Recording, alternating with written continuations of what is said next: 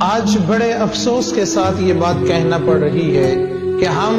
نام لیوا تو امام علی مقام امام حسین علیہ السلام کے ہیں، لیکن اگر کردار کے اعتبار سے دیکھا جائے، اپنی سیرت اور اپنے عمل کے اعتبار سے دیکھا جائے تو ہم سے بڑا یزیدی کوئی نہیں ہے۔ ہم منافقت کی زندگی بسر کر رہے ہیں، ہم دو رنگی زندگی بسر کر رہے ہیں۔ ہمیں اپنے آپ فیصلہ کرنا پڑے گا کہ میں نے